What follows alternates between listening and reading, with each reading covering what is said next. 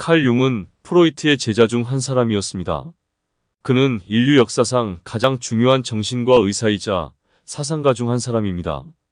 칼 융은 심층 또는 분석 심리학의 창시자입니다. 칼 융에게 꿈과 예술적 표현으로서의 상징은 그 사람의 무의식을 이해할 수 있는, 즉 의식 속의 무의식을 이해하는 데 매우 중요했습니다. 그의 어록은 당신과 당신 주변의 모든 사람들을 이해하는 것과 지금 당신이 가진 삶의 관점을 바꾸는 것에 도움을 줄 것입니다. 칼 융의 명언 시작합니다. 떠나는 사람을 붙잡지 마십시오. 그렇지 않으면 오는 사람을 만나지 못할 것입니다. 빛의 형상을 상상하는 것이 아니라 어둠을 의식하게 함으로써 깨달음을 얻습니다. 다른 사람에 대해 우리를 짜증나게 하는 모든 것이 우리 자신에 대한 이해로 이어질 수 있습니다. 당신이 무의식을 의식할까지 그것은 당신의 삶을 지시할 것이고 당신은 그것을 운명이라고 부를 것입니다. 당신이 재능 있는 사람이라면 무언가를 얻었다는 의미는 아닙니다. 그것은 당신이 돌려줄 것이 있다는 것을 의미합니다. 두 성격의 만남은 두 화학 물질의 접촉과 같습니다. 반응이 있으면 둘 다 변형됩니다. 나는 나에게 일어난 일이 아니라 내가 되기로 선택한 것입니다. 자신의 어둠을 아는 것이 다른 사람들의 어둠을 다루는 가장 좋은 방법입니다. 우리를 만족시키지 못하는 다른 사람들의 모든 것은 우리 자신을 더 잘 이해하는 데 도움이 됩니다. 실수는 결국 진리의 기초이며 사람이 어떤 것이 무엇인지 모른다면, 그것이 무엇인지 안다면 적어도 지식이 증가하는 것입니다. 당신의 비전은 당신이 자신의 마음을 들여다볼 수 있을 때에만 분명해질 것입니다. 밖을 보는 사람, 꿈 내부를 보고 깨어납니다. 사람들은 아무리 터무니없는 일이라도 자신의 영혼을 마주하지 않기 위해 무엇이든 할 것입니다. 외로움은 주변에 사람이 없는 데서 오는 것이 아니라 자신에게 중요해 보이는 것을 전달하지 못하거나 다른 사람들이 용납할 수 없다고 생각하는 특정 견해를 가지고 있는 데서 옵니다. 우울증, 그녀가 나타나면 그녀를 멀리하지 마십시오. 그녀를 초대하고 자리를 제공하고 손님처럼 대하고 그녀가 하고 싶은 말을 들어보십시오. 열정의 지옥을 통과하지 못한 사람은 결코 그것을 극복하지 못했습니다. 당신이 당신의 영혼을 들여다볼 수 있을 때에만 당신의 인식이 분명해질 것입니다. 나는 내게 일어난 일이 아니라 내가 되기로 선택한 사람입니다. 당신이 저항하는 것은 지속됩니다. 꿈은 영혼의 가장 깊고 가장 친밀한 성소에 있는 작은 숨겨진 문이며 의식적인 자아가 있기 훨씬 전인 영혼이었던 것이 우주의 밤을 열어줍니다.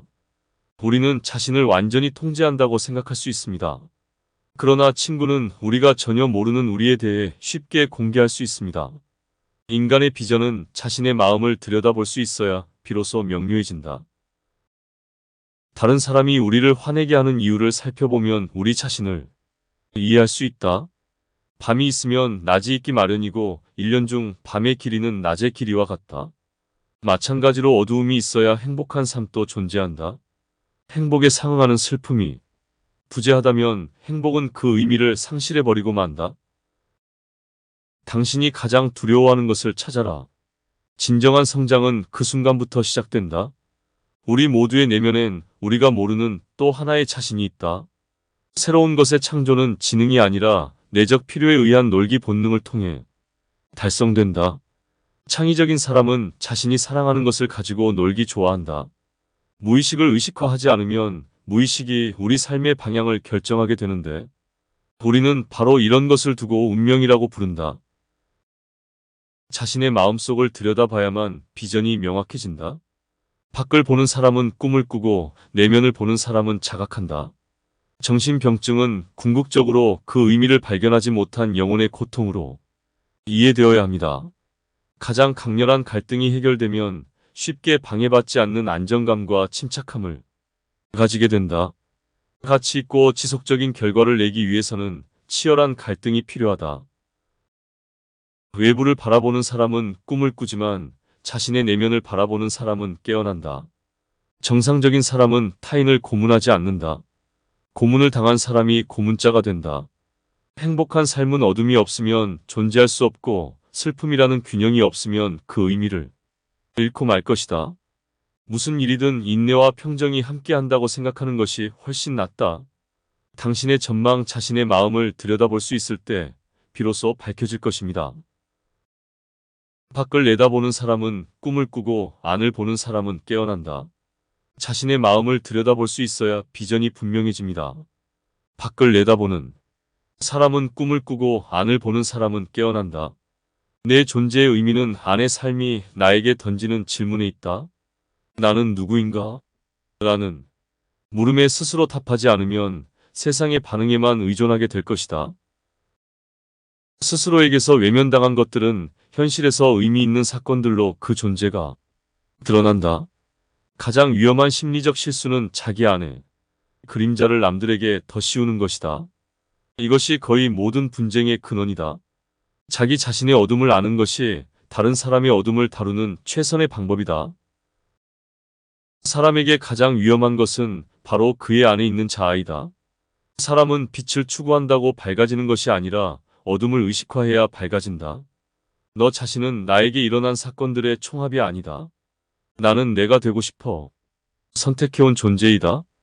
그대가 무의식을 의식으로 밝혀주고 표현해 줄 때 그대의 무의식은 그대를 보다 좋은 삶의 방향으로 이끌어 줄 것이다. 사람들은 자신의 영혼을 마주하는 일을 피하기 위해 무슨 짓이라도 한다. 다른 사람이 주는 불편함과 짜증은 우리가 스스로를 이해하게끔 인도해 줄 수 있는 요소이다. 우울증은 어둡고 검은 옷을 입은 여인과 같다. 그녀가 나타나면 그녀를 멀리하지 마라. 차라리 그녀를 받아들여 손님으로 대하고 그녀가 하고자 하는 말을 듣도록 하자. 사는 것이 버거운 것은 자기 자신이 되지 못하기 때문이다. 창의적인 사람은 자신이 사랑하는 것을 가지고 노는 것을 좋아한다. 새로운 것의 창조는 지능이 아니라 내적 필요에 의한 놀이 본능을 통해 달성된다. 누군가에게 딱 맞는 신발이라도 다른 사람의 발은 아프게 할 수 있다. 모든 경우에 다 적용될 수 있는 삶의 비결이란 존재하지 않는 법이다. 올바른 질문을 한다는 것은 이미 문제의 절반은 푼 것이다. 당신이 가장 두려워하는 것을 찾아라. 진정한 성장은 그 순간부터 시작된다. 고독은 내 곁에 아무도 없을 때가 아니라 자신에게 중요하게 여겨지는 것에 대한 소통할 수 없을 때 온다. 행복한 삶조차도 어느 정도의 어둠이 없이는 불가능하다. 그리고 행복이라는 단어 자체조차 슬픔에 의해 균형 잡히지 않는다면 그 의미를 잃을 것이다. 세상의 일이란 그것이 오는 대로 인내와 평정심을 갖고 받아들이는 것이 훨씬 더 낫다. 여러분의 꿈은 여러분 자신의 가슴을 들여다볼 수 있을 때 더 분명해질 것이다. 밖을 보는 자는 꿈을 꾸지만 안을 들여다보는 자는 깨어난다. 다른 사람의 문제로 우리를 짜증나게 하는 모든 것은 우리에게 자기 자신을 이해할 수 있는 길로 인도한다. 한 사람에게 잘 맞는 신발은 다른 사람에게는 물집이 나게 한다. 모든 경우에 다 들어맞는 삶의 방식은 없는 법이다. 두 인격의 만남은 두 개의 화학물질이 접촉하는 것과 같다.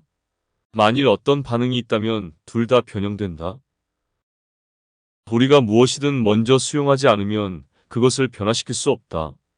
비난은 자유롭게 하는 것이 아니다. 그것은 억압이다. 건강한 사람은 다른 사람을 고문하지 않는다.